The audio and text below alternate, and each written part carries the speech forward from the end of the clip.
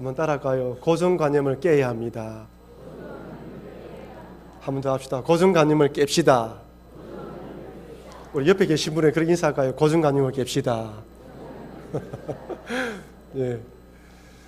여러분, 고정관념을 깨야 한다는 말 많이 듣죠? 참 어렵습니다. 어려워요. 저는 지금 주일날 5월달 이후부터 오후 예배 시간마다 교회가 무엇인지, 교회를 세워가면서 우리가 조심해야 되고 좀 주의할 것이 무엇인지 살펴보고 있습니다.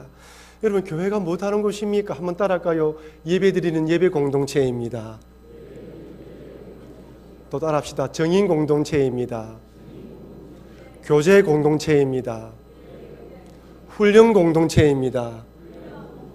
봉사 공동체입니다. 그 교회가 잘 성장하고 건강하다, 이 5가지가 균형 있게 성장해야 돼요. 어느 한쪽도 치우치면 안 됩니다. 그 중에서 제일 중요한 것이 무엇이라고요? 예배지요. 하나님을 찬미하는 것입니다.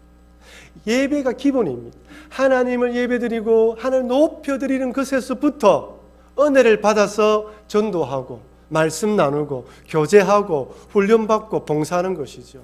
예배가 빠져버리면 아무것도 되지 않습니다. 그래서 우리가 어떻게 하든지 우리 교회가 이 5가지 영역에서 골고루 성장하도록 달려가야 되는 것이죠. 그래서 저는 매년마다 이 5가지 영역이 골고루 성장하도록 한 해는 이쪽 부분에, 한 해는 저쪽 부분에, 한 해는 이쪽 부분으로 골고루 성장하도록 그렇게 교회 목회 사역을 집중하고 그에 맞춰서 또 말씀을 전하도록 준비를 하고 또 그렇게 재정을 쏟을 수 있도록 또 준비를 하겠습니다. 앞으로 살아가면서 여러 교회들을 접하게 될 것이고요. 저는 또 많은 목사님들을 만나면서 지금 교회들이 어떻게 달려가고 있고 어디에 중심을 두는지를 보면서 때로는 배울 거는 배우고 제 마음속에 품고 조금 오랜 시간을 두고 우리 교회가 이런 교회를 달려가야 되겠다라는 부분을 두고 기도하며 달려가겠습니다. 여러분들도 그런 마음을 가지시고 동참해 주시면 감사하겠습니다. 근데 여러분, 교회를 세워가는데 여러분, 어느 교회이든지 인간들이 모였기 때문에 문제없는 교회는 없습니다. 교회는요, 그 문제들을 극복하면서 성장하는 거예요. 앞으로 제가 시간 날 때마다 또 서신서를 살펴보면서 각 교회마다 어떤 문제들이 있었는지 살펴보면서 우리들이 또 도전을 받을 것인데, 문제가 생기는 것을 좀 우리가 문제가 생기지 않도록 조심해야 되지만 그럼에도 불구하고 인간들이 모였기 때문에 문제가 생긴다는 것이죠. 지금 예루살렘 교회에 생겼던 문제들을 살펴보았습니다. 첫 번째는 무엇입니까? 성령 충만할 때 사탄 충만한 아나니아와 삽비라가 등장합니다. 사실 저는요, 처음에 예수 그리스도를 구주로 영접하고 사도행전을 읽을 때 이해가 되지 않았습니다. 아니, 어떻게 교회 안에 이렇게 성령 충만한데 이렇게 명예욕에 사로잡혀서 자기밖에 알지 못하는 사람, 그 사도가 사탄 충만하다고 말할 수 있는 사람이 생길 수 있을까? 여러분, 얼마든지 교회 안에 생길 수가 있어요. 나도 믿음 안에 바로 서지 못하면 나도 사단의 영에 사로잡혀서 사단의 생각에 사로잡혀서 가룟 유다처럼 될 수 있다는 거예요. 성령으로 충만함을 발급하지 않으면 나도 모르게 그렇게 될 수 있다는 것입니다. 그래서 제가 말씀드리기를 그런 사람이 있을 수 있으니까 어떻게 해요? 불쌍히 여기고 타산지석으로 삼아서 하나님, 나는 사탄 충만하는 사람이 아니라 성령 충만한 사람 되게 해달라고 늘 기도해야 된다는 것이죠. 지난번에는 말씀드리면서 예루살렘 교회가 급속도로 부흥하고 성장하면서 행정적인 실수가 있었습니다. 어떤 실수입니까? 헬라파 가부들이 매일 구제에 빠지는 것이에요. 명백한 실수죠. 이를 위해서 교회가 어떻게 했습니까? 2가지 발견했죠. 첫째, 영적으로 무엇이 문제였습니까? 목사가, 교육자들이 말씀과 기도하는 일에 전념해야 되는데 음식도 만들고 이것도 하고 저것 하다 보니까 못하게 된 거예요. 여러분, 저는 다른 어떤 일보다 말씀 전하는 것, 준비하는 것 최고로 생각합니다. 기도하는 것도 마찬가지고요. 제가 기도하지 않아서 영성이 떨어지거나 말씀 준비하는 일에 소홀히 해져서 저도 은혜를 받지 못하고 여러분도 은혜 받지 못하면 가는 길이 흩어지는 것이죠. 그 다음에 우리 장로님, 집사님, 근사님들은 각자 맡은 자리에서 최선을 다해 주셔야 됩니다. 가야 할 길이 있죠. 영적으로 무엇이 잘못된지 발견하고 난 뒤에 7명의 집사를 세웠는데 교회가 든든히 서갔습니다. 교회가 대제사장의 무리들도 교회를 올 만큼 교회가 부흥성장했습니다. 교회는요, 교육자들이 말씀 전하고 기도하는 데 전념하고 각자 여러분들이 맡은 자리에서 그 역할을 잘 해주면 교회는 주께서 구원받는 사람을 날마다 더하는 교회가 되는 거예요. 우리가 아무리 사람들 전도하고 교회 오라고 하더라도 우리 안에 은혜가 없고 우리 안에 주님이 보내줄 만한 능력 있는 교회가 되지 못하면 안 보내주셔요. 그래서 우리 안에 우리 스스로가 새로운 사람들한테 우리 예수 믿는 모습이 이런 것이라는 걸 보여줄 만큼 충만하도록 우리가 준비되어야 됩니다. 두 가지를 병해야 되는 것이죠. 내부적으로 은혜가 충만해야 되고, 또한 믿지 못한 사람들이 왔을 때 그들을 받아들일 만큼 성숙한 성도가 되어야 되는 것이죠. 오늘은 그 세 번째 시간으로 고정관념에 대해서 한번 살펴보면서 하나님이 이 유대인들, 예루살렘 교회의 유대인들이 가지고 있는 이방인들에 대한 고정관념을 어떻게 차근차근 깨어가는가 보면서 한번 은혜를 나누도록 하겠습니다. 여러분, 전 장경동 목사님이 전에 우리 교회 오실 때 부흥 집회할 때 여러 귀한 말씀 가운데에서도 내 말이 맞는 것은 아니지만 틀린 것도 아닐 수가 있습니다, 이런 말씀하시는 것이 제 마음에 박혔습니다.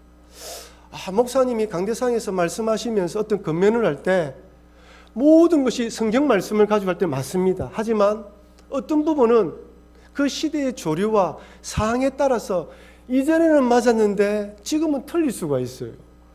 옛날에 이 강대상에 신발을 안 신고 올라왔잖아요. 근데 저는 이해가 안 되는 게 왜 또 스리퍼를 신고 올라옵니까? 그게 또 이해가 안 됐습니다.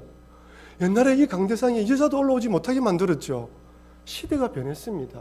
지금 이 강대상은 언제든지 우리 아이들이 행사를 하게 되면 무대로 바뀝니다. 그때는 아니었는데 지금은 바뀌어요. 시대가 바뀌면서 점점 바뀌어가는 것입니다. 그래서 어떤 부분은 내가 가지고 있는 생각이 신앙의 진리 안에서는 우리가 옳고 그름이 확실하지만 여러 부분에서는 틀릴 수도 있다라는 것을 염두에 둬야 돼요. 그렇지 않으면 항상 어떤 모임을 가질 때 분쟁의 소지가 있는 것이죠. 그래서 우리가 말씀을 듣는다는 것, 하나님 믿는다는 것은 점점 내 머리, 내 생각, 내 사고관이 좁혀지고 고립되는 것이 아니라 하나님 말씀 안에서 깊이가 깊어지고 폭이 넓어지는 사람이 되는 것입니다. 여러분, 어른과 노인의 차이를 아시죠? 노인은 고집스럽고 외골수입니다. 어른은 포용하고 격려하는 분은 어른이라 이야기하지 않습니까? 사고의 폭이 넓어지는 걸 말하는 거예요. 저는 고정관념, 편견, 선입견 하면 생각나는 한 분이 있습니다. 1995년 고려신학대학원에 입학해서 신학의 길을 걸어가겠다라고 생각하고 아무것도 모르고 신학대학원 입학 원서를 받기 위해서 영도에 있는 고신대학교를 올라갔습니다. 제가 그 학교를 가서 깜짝 놀란 것은 매점에 담배 피는 사람이 없어요. 학교에 담배 공처가 없는 거예요. 저는 일반 대학교 공대 출신이지 않습니까? 공대 건물 안에 있는 그 매점에 들어가면 얼마나 학생들이 담배를 많이 피우는지 그 매점 문 담배 연기가 확 밀려놓을 정도였어요. 저는 학교들마다 다 담배를 많이 피는 줄 알았죠. 근데 고신대학교는 그때만 해도 학습 교인 이상 받았기 때문에 믿음 있는 아이들만 학교에 왔기 때문에 담배 피는 사람이 없었어요. 학교 대단하구나. 그래서 그 행정과에 가서 신대원 입학 원서를 받으러 왔습니다 하니까 송도의 고신 어른 옆에 있는 그게가 고신대학원이라 하더라고요. 뭣도 모르고 전 영도에 가는 것이죠. 다시 버스를 타고 송도에 갔습니다. 송도에 가서 행정과에 입학 원서를 받으려고 기다리고 있는데 제 앞에 가죽 잠바를 입은 한 분이 신학교 입학하러 왔다는 거예요. 제 어릴 때 그 마음에 전도사가 되려는 분이 가죽 잠바를 입고 신학교에 왔다. 그때 제 머릿속에 이해가 되지 않았습니다. 가죽 잠바는 아니더라도 뭔가 좀 이렇게 양복은 아니더라도 좀 이렇게 옷을 차려입어야 되는 것이 아닌가 생각했죠. 제가 속으로 저분하고 가까이 지내면 안 되겠다 이런 생각을 했습니다. 나중에 학교에서 공부하다 보니까 이분이 브라질에서 오래전에 이민을 가서 거기 상파울로에 있는 침례교 신학교를 졸업하고 고신 신학을 공부하기 오신 분이에요. 지금 그분은 학교 졸업하고 제 동기인데요. 브라질에 저 시골에 들어가서 아주 열심히 선교하고 계셔요. 알다시피 저는 재건교회 출신이지 않습니까? 신학교 들어가니까 아는 사람이 아무도 없어요. 학교에 딱 들어가니까 고신대 나온 사람들은 고신대 나왔기 때문에 친구가 있고 SFC 출신들은 SFC 출신들끼리 또 모여 있더라고요. 저는 왕따입니다, 왕따. 밥 먹을 사람이 없어요. 근데 그분도 왕따예요. 밥 먹을 사람이 없는 거예요. 같이 식사 나누면서 한 가지 배운 점이 있었습니다. 신학생들 보면요, 딱 자기 생각이 고립된 사람이 있어요. 이야기를 나누면 대화가 안 돼요. 이것이 맞다고 딱 생각하니까 더 이상 대화가 안 되는데, 이분은 다른 사람들과 이야기가 되고 사고의 폭이 넓은 거예요. 생각이 깊었습니다. 바라보는 관점이 달랐어요. 제가 그분을 바라보면서 왜 이분은 생각이 다를까? 타 문화권에서 여러 사람들 관계 속에서 살았기 때문에 보는 관점이 달랐구나. 그때 제가 유학을 가야 되겠다는 생각을 했었습니다. 좀 넓은 세상, 다른 문화권에서 살아야지만 사람들을 바라보고 성도를 바라볼 때 좀 포용할 수 있는 넓은 마음이 들지 않을까 생각을 한 것이죠. 참 그분은 성품도 좋았습니다. 얼마나 사고가 유연한지 몰라요. 그때 선입견이 참 무섭구나. 편견과 고정관념이 무섭구나. 첫눈에 사람을 바라보면서 판단하는 것이 결코 바른 것이 아닌 거라는 깨달았습니다. 사실 우리들은 편견, 선입견은 그리고 고정관념을 깨야 한다는 것은 알고 있지만 잘 깨어지지가 않아요. 얼마나 힘든지 모릅니다. 여러분, 나의 생각을 깨고 사고의 폭을 넓히는 방법이 무엇인 줄 아십니까? 책을 많이 읽어야 돼요. 그냥 책을 읽는 것이 아니라 이 저자가 가지고 있는 생각이 무엇인지 깊이 읽어야 됩니다. 근데 세상 책은 한계가 있어요. 우리의 사고의 폭을 넓혀주지만 방향과 가야 할 길들을 제시해 주지는 못합니다. 세상 방법으로 제시해 줘요. 하지만 성경은 달라요.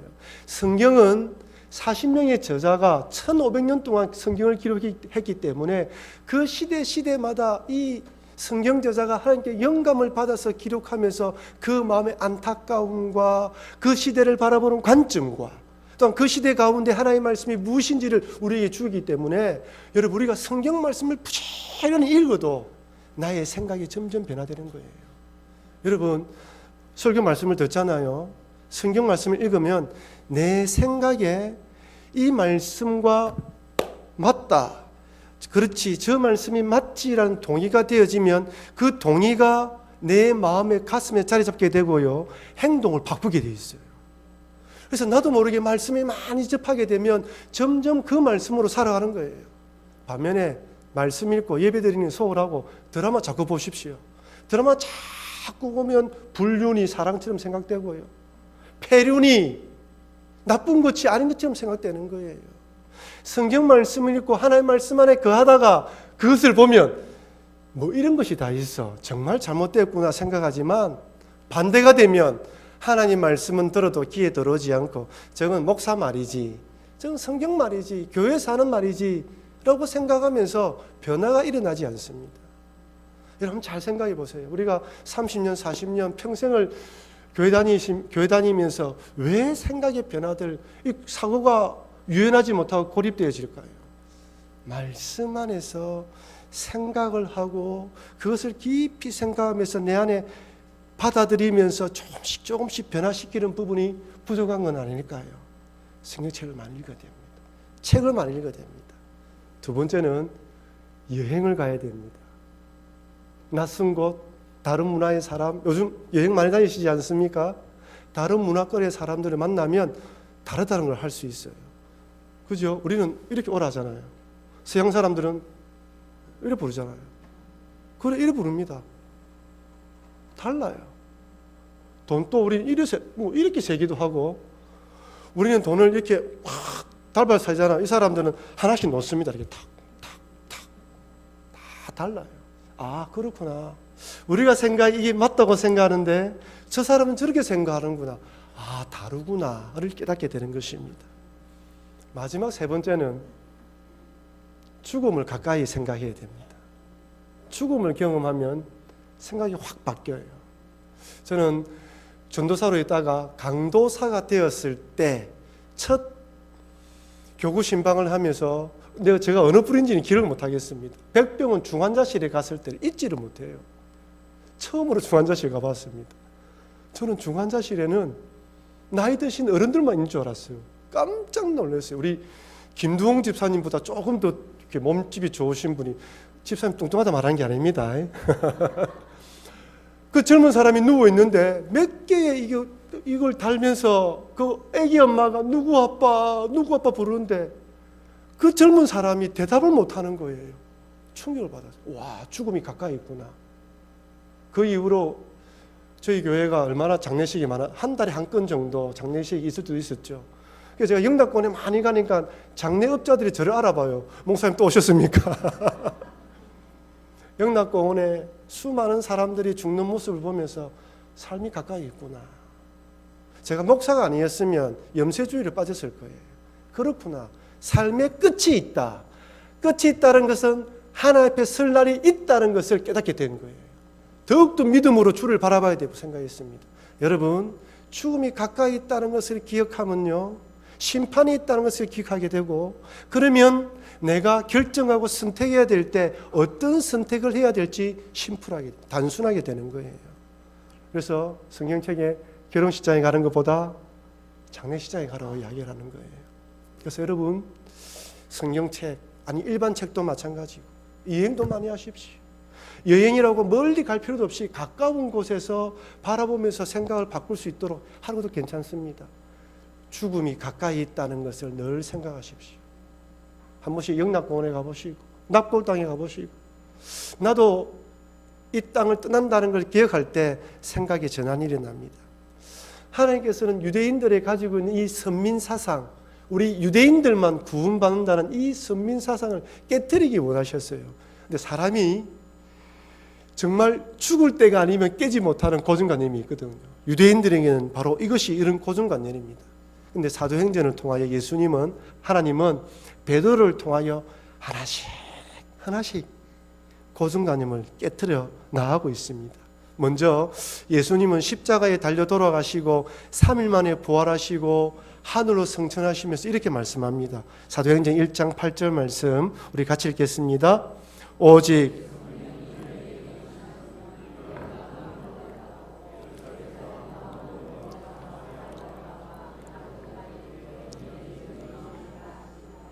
아멘. 오직 성령이 너희에게 임하시면 너희가 권능을 받고 예루살렘과 온 유대와 사마리아와 땅 끝까지 이르러 내 증인이 되리라 하시니라. 여러분, 오늘날 우리는 여기 땅 끝이라면 어디를 말합니까? 복음을 받아들이지 못한 모든 민족을 말하죠. 그렇다면 이 당시 예수님의 성천을 바라보고 있는 제자들은 누구를 생각했을까요? 땅 끝까지 흩어져 있는 디아스포라 유대인이에요. 땅 끝까지 흩어져 있는 디아스포라 유대인까지 복음을 전해야 되는구나 생각하는 거예요. 주님은 미정독 종족 이방인을 다 구원하기 원하는데 깨지를 못하는 것이죠. 하나님은 유대인들의 이런 잘못된 고정관념을 깨기 위해서 세 단계를 거치는데, 첫 번째는 사마리아 사람들에게 복음이 전해지게 합니다. 사도행전 8장 5절 6절 우리 같이 읽어볼까요? 빌립이 사마리아 성에 내려가 그리스도를 백성에게 전파하니 무리가 빌립의 말도 듣고 행하는 표적도 보고 한 마음으로 그가 하는 말을 따르더라. 아멘. 사마리아 사람들이 복음을 받아들였습니다. 오늘날 우리들은 당연히 받아들였네라고 하지만 그 당시 빌립에게는 충격적인 사건이에요. 주전 722년 북이스라엘이 망하고 난 뒤에 아수르의 정책이 뭐라고요? 이주정책이라 했죠. 이 나라의 사람을 이쪽으로 불러들이고 저 나라의 사람을 이쪽으로 불러들여서 피가 섞이게 만드는 거예요. 언어가 통하지 않으면 반란이 일어나지 못하는 것이죠. 그러니 사마리아에 남아있던 유대인들은 피가 섞였어요. 그러니까 남유다의 이스라엘 사람들은 저 사람들은 피가 섞인 사람이야, 이방인이야, 저들은 구원받지 못해라고 취급했던 것입니다. 근데 사도행전 7장에 스데반 집사가 순교당하면서 예루살렘 교회에 핍박과 박해가 가해지면서 사람들이 흩어지면서 복음을 전했습니다. 빌립이 사마리아로 가게 되었는데 사람들에게 복음을 전했는데 이런 역사가 일어난 것이죠. 네, 여러분, 여기서 한 가지 짚고 넘어갈 것은 스데반 집사님이, 하나님께서 스데반 집사님이 순교당하도록 만들어서 복음이 전해지게 한 것이 아니라는 거예요. 즉 사단 마귀는 교회가 부흥되지 못하도록 핍박과 박해를 가해서 예루살렘 교회가 핍박을 받았지만 그러나 하나님은 합력하여 선을 이루어서 이 성도들이 흩어지면서 복음을 전하게 만들어서 복음이 온 세상에 전해지게 만들었다는 거예요. 하나님이 스데반 집사를 죽게 만들었다는 것이 아닙니다. 때로는 교회가 어려움을 당할 때가 있어요. 때로는 여러분 삶 가운데에 말로 할 수 없는 어려움을 당할 때가 있습니다. 근데 우리 하나님은 그 모든 것을 합력하여 선을 이루어 주시는 거예요. 지금은 알지 못해요. 왜 그때 이 일이 우리 가정에, 우리 교회에, 내 삶에 일어난지 알지 못합니다. 나 예수 그리스도를 구주로 믿는다면 한번 따라합시다. 이 모든 일을 합력하여 선을 이루신다. 아멘입니까? 우리 하나님 믿는 사람들이 주시는 은혜가 이것입니다. 고난을 바라볼 때, 어려움을 바라볼 때도 하나님께서는 합력하여 선을 이루겠지, 이 믿음으로 살아가는 거예요. 오늘 본문의 말씀도 마찬가지입니다. 흩어졌는데 복음이 전해졌어요. 교회는 핍박을 당했는데 이방인들이 예수님 믿게 되었습니다. 그렇다면 여러분, 사마리아로 피신한 빌리 집사가 처음부터 사마리아 사람들도 구원받을 것이라 생각하고 복음을 전했을까요? 왜 빌립은 유대인이면서 사마리아 사람에게 복음을 전했을까요? 그것은 복음에 대한 열정, 뜨거움 때문이에요. 성령 충만해서 하나님 말씀을 전하지 않으면 안 되는 뜨거운 열정 때문에 사마리아 사람이라도 그들에게 복음을 전한 거예요. 아마 빌립은 이 사마리아 사람들이 예수님을 믿을 것이라 생각 안 할 수도 있습니다. 그냥 복음을 전한 거예요. 그런데 사마리아 사람들이 예수님 믿게 된 것입니다. 이 소식을 들은 예루살렘 교회에서 누구를 파송합니까? 베드로와 요한을 파송해요. 그리고 베드로와 요한이 사마리아 사람들에게 성령 받기를 기도하자, 이런 일이 벌어집니다. 사도행전 8장 15절 17절 말씀 같이 읽겠습니다. 그들이 내려가서 그들을 위하여 성령 받기를 기도하니 이는 아직 한 사람에게도 성령 내리신 일이 없고 오직 주 예수의 이름으로 세례만 받을 뿐이더라. 이에 두 사도가 그들에게 안수함에 성령을 받은지라. 아멘. 깜짝 놀란 거예요. 성령 하나님은 누구에게만?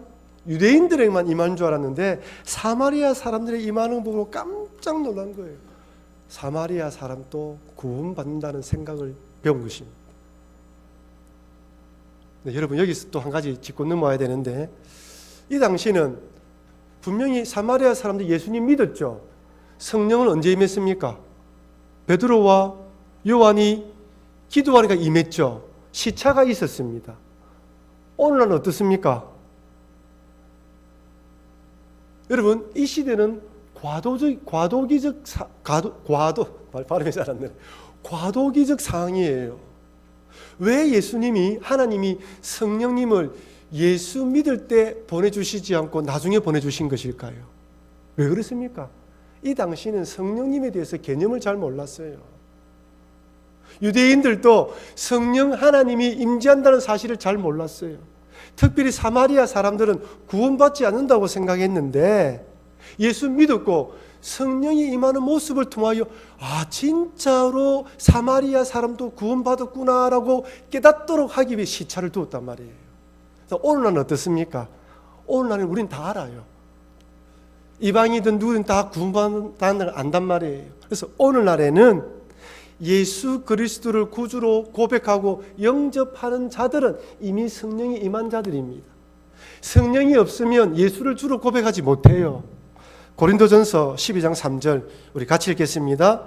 그러므로 내가 너희에게 알리노니 하나님의 영으로 말하는 자는 누구든지 예수를 저주할 자라 하지 아니하고 또 성령으로 아니하고는 누구든지 예수를 주시라 할 수 없느니라.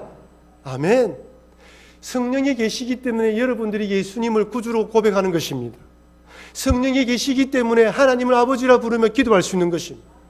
성령이 없으면 하나님을 아버지라 부를 수가 없어요. 그래서 우리는 성령님을 다시 또 구하는 것이 아니라 뭘 구합니까? 성령 충만함을 간구하는 거예요.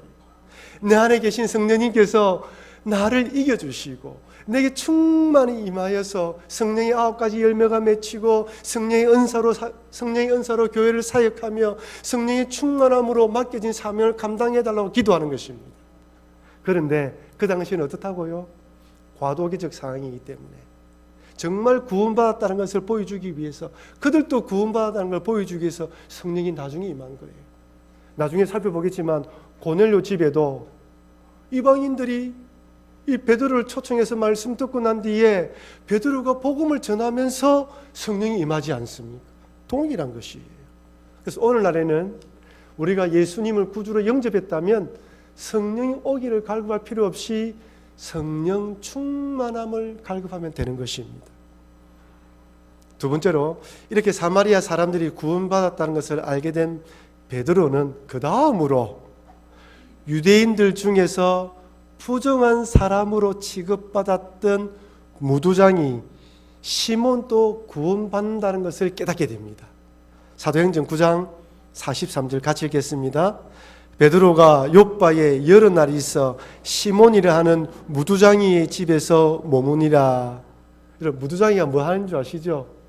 가죽을 연마하여 부드럽게 만드는 일을 하는 사람이에요. 가죽의 틀을 뽑고 가죽을 이렇게 부드럽게 만드는 일을 하는 사람입니다. 여러분, 가죽을 만진다는 것은 죽은 짐승의 사체를 만지는 것이죠. 유대인들이 부정한 사람으로 취급받았습니다. 죄인으로 취급했어요.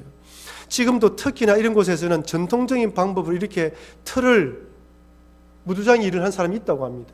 여러분, 여기를 방문한 사람들의 이야기를 들어보면 첫 번째 악취 때문에 숨을 쉴 수가 없대요. 냄새 때문에.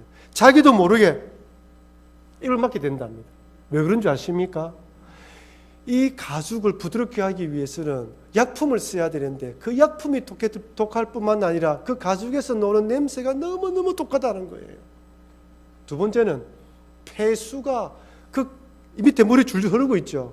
이 폐수가 얼마나 많이 흐르는지 몰라요. 그런데 베드로가 이 무두장이 시몬의 집에 머물었습니다. 그 당시 경건한 유대인들은 무두장이 하면 그래도 하지 않고 쳐다보지 않은데 베드로 마음속에 어떤 마음이 들었어요?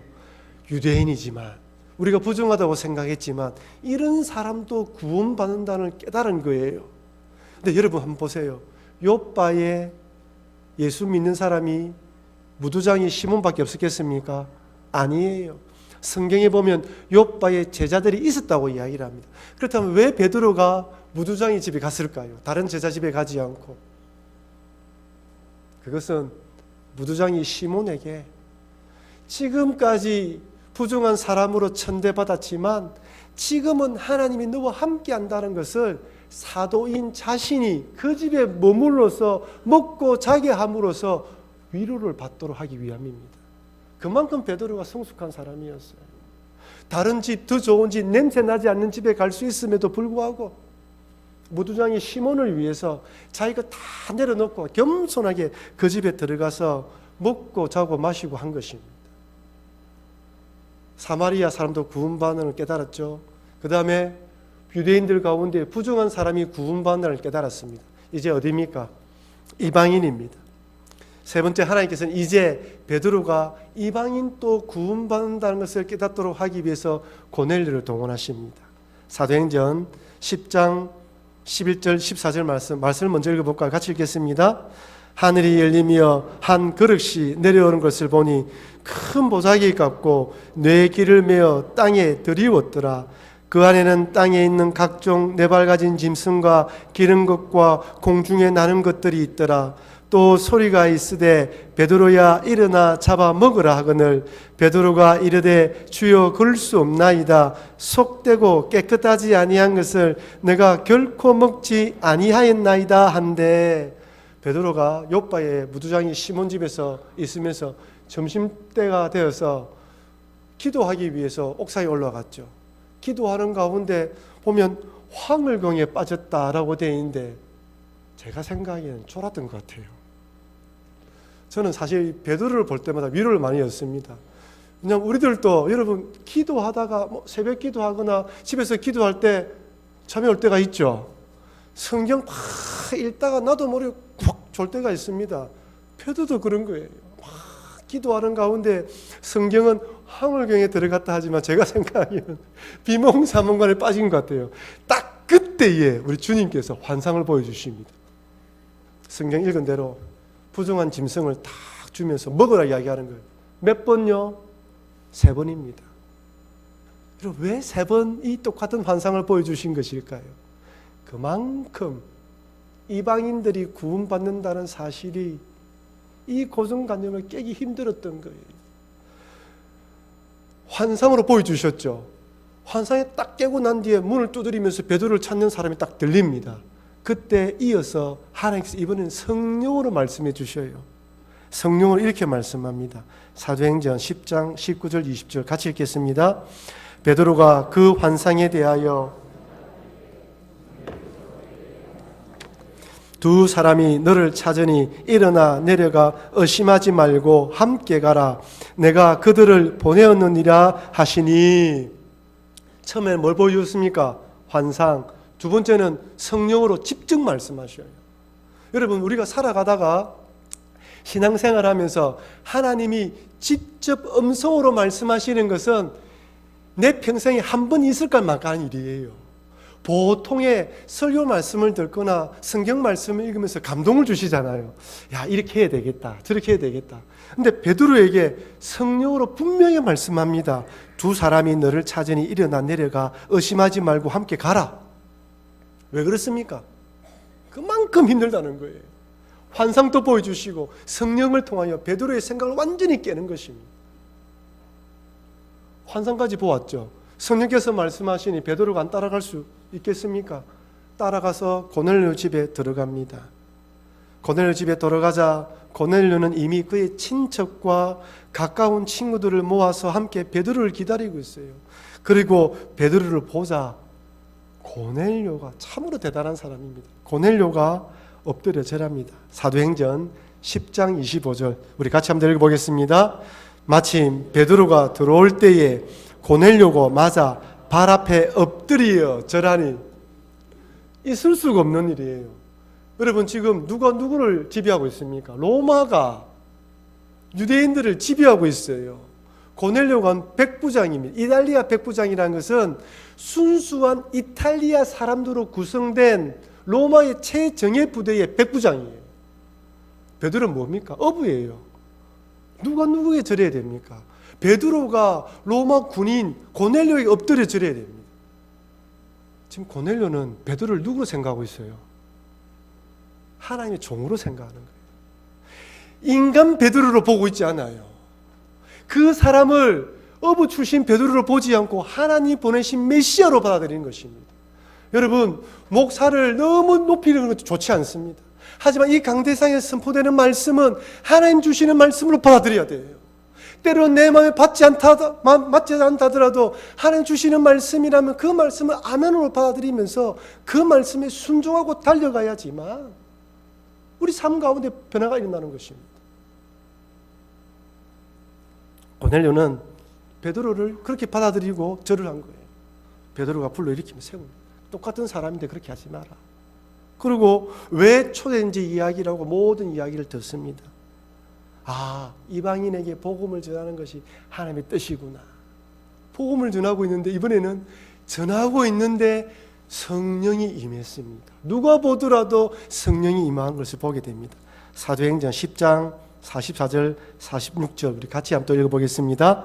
베드로가 이 말을 할 때에 성령이 말씀 듣는 모든 사람에게 내려오시니 베드로와 함께 온 할례 받는 신자들이 이방인들에게도 성령 부어 주심으로 말미암아 놀라니 이는 방언을 말하며 하나님 높임을 들음이르라. 아멘. 할렐루야. 아멘입니다. 저는 이 베드로와 함께 온 유대인들이 얼마나 놀랐을까요? 우와, 우리에게 오셨던 성령님이 저들에게 임했구나. 베드로가 어떤 생각을 했을까요? 하나님의 높고 깊은 뜻을 발견하고 깜짝 놀랐을 것입니다. 아마 사도행전 1장 8절 오직 성령이 너희에게 임하시면 너희가 권능을 받고 예루살렘과 온 유대와 사마리아와 땅끝까지 이르러 내 증인이 되리라 하시리라 라는 이 말씀에 땅끝까지라는 것이 유대인이 아니라 이방인을 포함하는 것이라는 것을 그때 깨달았을 것입니다. 마태복음 28장 19절 20절 그러므로 너희는 가서 모든 민족을 제자로 삼아 아버지와 아들과 성령의 이름으로 세례를 베풀고 내가 너희에게 분부한 모든 것을 가르쳐 지키게 하라. 볼지어다 내가 세상 끝날까지 너희와 항상 함께 있으리라 하시니라. 아마 베드로는 이 말씀을 받아들일 때 하나님께서 복음을 전하라는 것을 받아들이지만 모든 민족이라는 이 말을 깊이 생각하지 않았을 거예요. 그런데 이때 모든 민족이 이방인을 말하는구나 라고 깨달았을 것입니다. 신앙생활을 하면서 제일 기쁠 때가 언제입니까? 저는 하나님 말씀이 깨달아질 때예요. 이 말씀을 연구하고 있는데 이 부분들 기도하고 막 하고 있다가 딱 깨달아질 때 주님이 나와 함께 하시는구나. 얼마나 기쁜지 몰라요.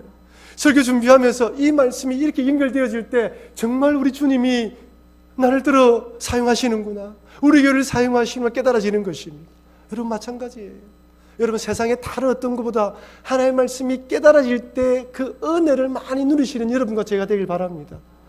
베드로가 얼마나 기뻤을까요? 하나님 뜻이 여기 있구나. 주님은 정말 대단한 분이야. 신앙생활을 하면서 하나님에 대한 깨달음이 많아져야 됩니다.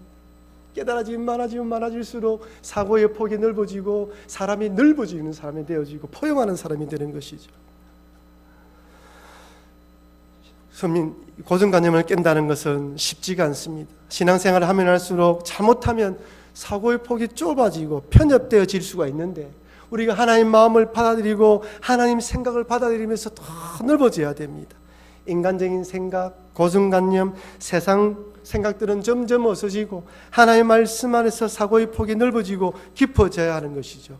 그러나 언제든지 나의 생각이 틀릴 수 있다는 것을 꼭 기억하면서 하나님께서는 말씀으로 우리의 생각을 이렇게 깨면서 넓혀가고 있다는 것을 잊지 마시고 말씀을 들을 때마다 이 말씀이 내게 주시는 말씀으로 받아들이시고 그 말씀 안에서 사고의 폭을 넓혀가시고 생각을 넓혀가시는 여러분과 제가 되길 주의 이름으로 축원합니다.